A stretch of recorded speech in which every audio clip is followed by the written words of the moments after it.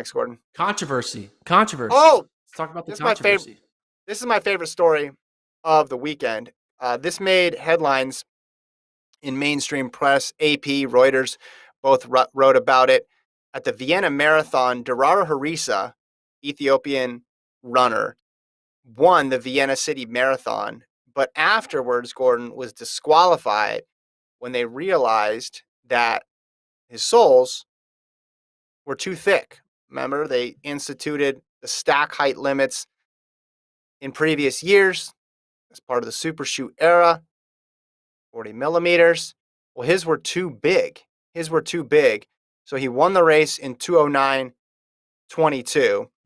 And says 45 minutes later, according to the Reuters article, they had to disqualify him. So, a couple different thoughts and theories on this, and I want to get your opinion. So, according to the Reuters article, the coordinator, Hans Longer, says, we stress in the technical meeting the rules about the shoes. Unfortunately, we had no other choice in disqualifying the athlete. It's the first time something like this happened. I'm pretty sure that from now on, there will be some form of checks to avoid something like this to happen again in a major race, which surprised me because I thought, hey, aren't they already checking these things? But I guess their whole approach is you go to the technical meeting, you show them your shoes, and they're like, okay, those are cool, but they're not checking the morning of the race. They're just going to DQ you after the fact once they look at your shoes, which was surprising to me. And everyone's like, oh, it's so hard. You can't check everybody's shoes. Well, no, you don't need to check the shoes of the people running 3 hours. You check the elite field.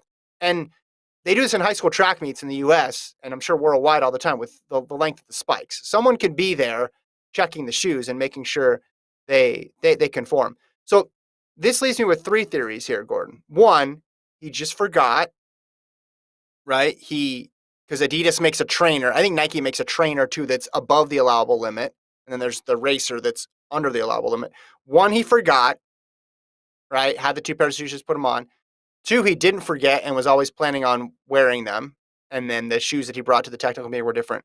Or 3, this was intentional to get us to show this pair of Adidas shoes and for media to talk about this pair of Adidas shoes. What do you think it is?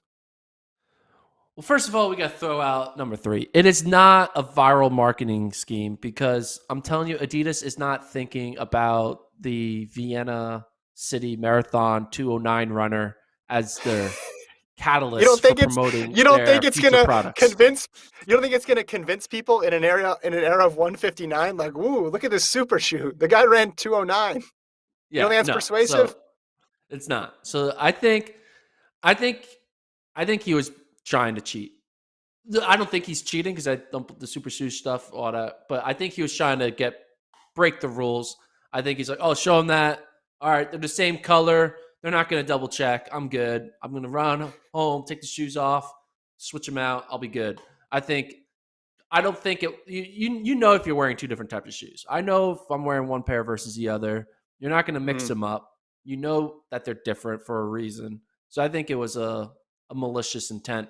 But it's crazy the the the hoops and ladders you go through just to run a 209 marathon, right? I mean, Mm-hmm. it worked. He won. He could have got prize money for the win, but he's not doing that. I'm sure he regrets it. Yeah. And I bet you he probably would have still won if he wore the other damn shoes. I think Yeah, there's not talent much of is a difference. talent.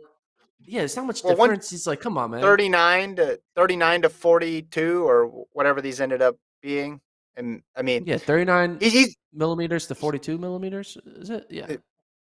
so he was I looked him up, PB 208. So again, putting on the taller shoes and running slower, I don't think is the viral marketing campaign that they were going for. Again, but it gets people talking.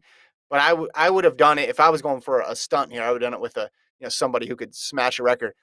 My other thoughts: one, that's a really long way to run to get DQ'd and to have no prize money.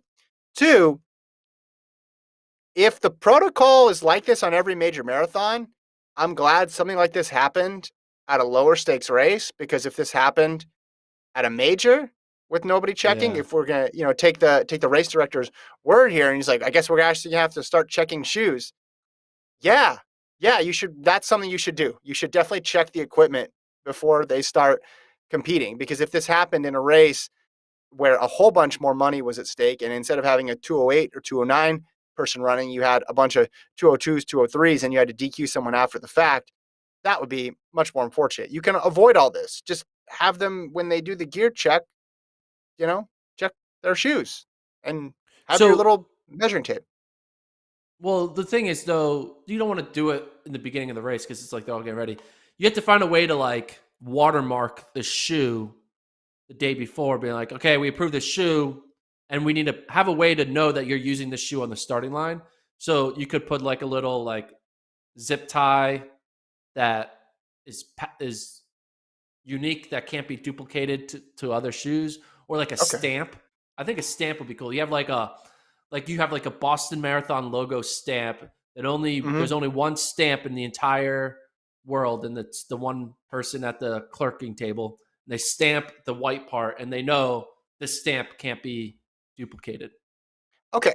I like it. And that's cool. And that's commemorative. And you've just managed to monetize it too, because you can sell the stamp. I like that. It's good Yeah, entrepreneurial spirit. But also, you could have the clerk sit there because you know how these marathons go. They wait around for a long time and they'd show up in their uniform and you'd be like, measure the shoes. And if your shoes aren't legal, get out of here. And if they are, go start the race. And you can go line up in the corral and stand there for 20 minutes. Or maybe if you forgot them and you accidentally brought the 60 millimeter jumbo ones and you're out there, in heels, then you run to your coach and get the other ones and bring them.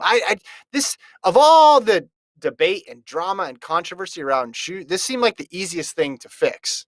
It's like if you've made a rule, you can fix it. Track and field, they love rules. They figure out how to DQ 10 high school kids a year from state championships because of jewelry or mismatched uniforms. They can figure this out. yeah.